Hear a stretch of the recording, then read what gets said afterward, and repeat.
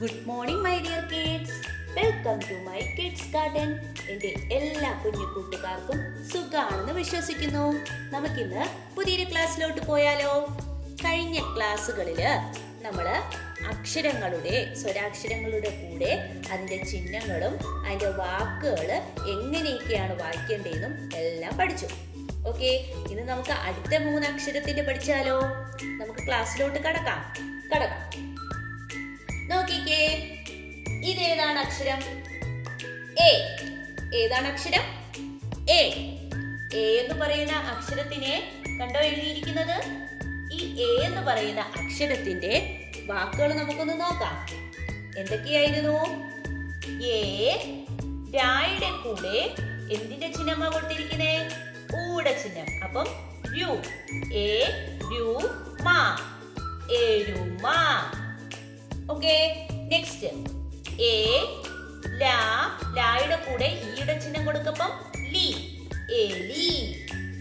Next A രായുടെ കൂടെ ഈയുടെ ചിഹ്നം കൊടുക്കപ്പം രി, എരി. വായിക്ക് ഈ ചന്ദ്രകല കൊടുക്കപ്പോ എങ്ങനെ വായിക്കും? വ്, എരിവ്. ഓക്കെ, അടുത്ത് നോക്കിക്കേ, എ. ഇതെന്താണ്? ഇതേതാ അക്ഷരം? ട.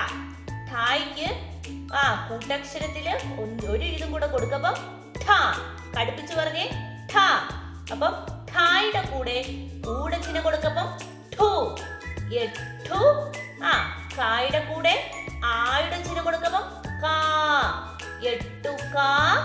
ലായുടെ കൂടെ ഈയുടെ ചിഹ്നം കൊടുക്കപ്പം ലി, എട്ടുകാലി. ക്ലിയർ ആയോ? എന്തൊക്കെയാണ്?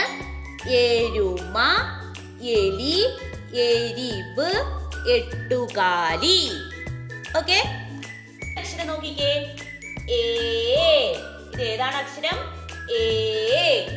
ഏ എന്ന് പറയുന്ന അക്ഷരം എങ്ങനെയാണ് എഴുതുന്നത്? ഏ.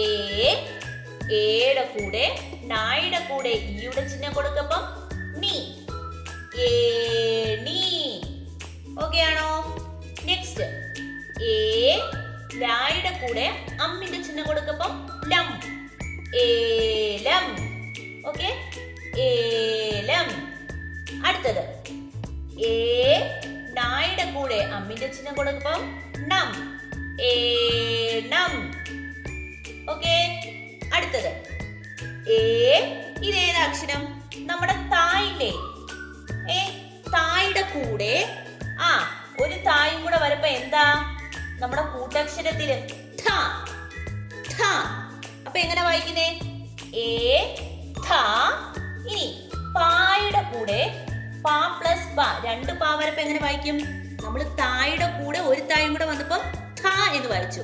അപ്പൊ പായുടെ കൂടെ ഒരു പായും കൂടെ വരപ്പോ ഥ. അപ്പൊ എങ്ങനെ വായിക്കുന്നേ? ഏഥ ഭ. ഇതേത് അക്ഷരം? ഴ. ഴയുടെ കൂടെ അമ്മിന്റെ ചിഹ്നം വരപ്പം ഴം, ഏത്തപ്പഴം. ക്ലിയർ ആയോ?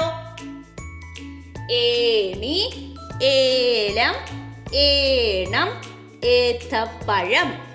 ഓക്കെ, നോക്കിക്കേ, അടുത്ത അക്ഷരമാണ് നമ്മുടെ ഐ. ഏതാണ്? ഐ. ഐ എങ്ങനെയാണ് പറഞ്ഞേ?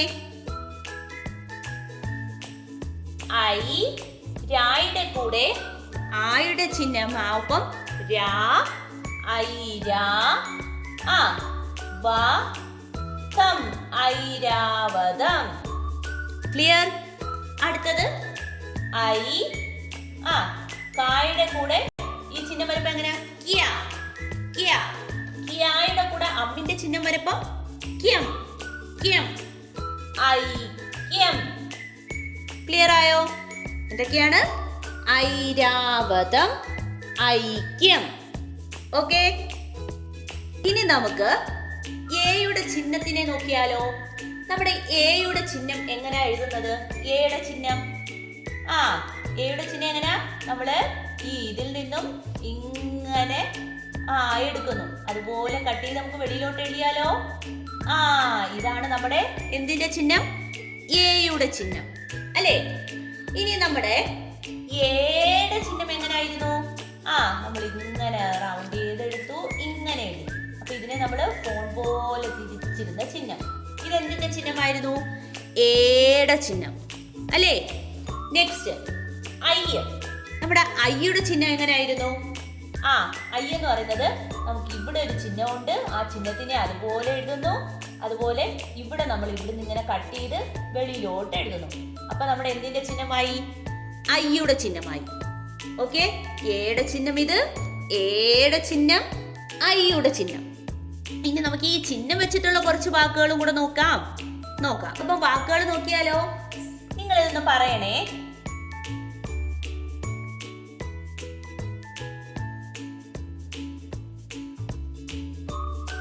ഇതൊന്ന് നിങ്ങൾ വായിച്ചേ. ഇത് ഏതാണ് അക്ഷരം? ച. ചായയുടെ കൂടെ എന്തിന്റെ ചിഹ്നമായിട്ടിരിക്കുന്നേ? എയുടെ ചിഹ്നം.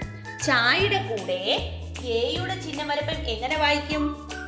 ചായയുടെ കൂടെ എയുടെ ചിഹ്നം വരപ്പം ചേ. വായുടെ കൂടെ ഇയുടെ ചിഹ്നം വരപ്പം വി. ചെവി. ക്ലിയർ ആണോ? ഓക്കെ അല്ലേ? ഓക്കെ, ഇനി നമുക്ക് അടുത്തൊരു അക്ഷരം നോക്കാം. നിങ്ങൾ പറയണേ.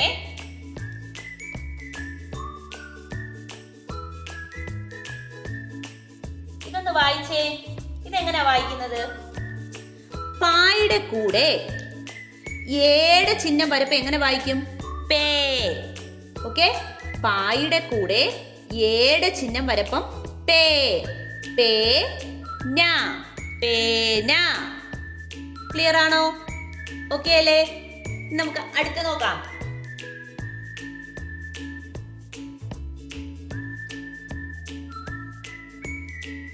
ഇതൊന്ന് വായിച്ചേ.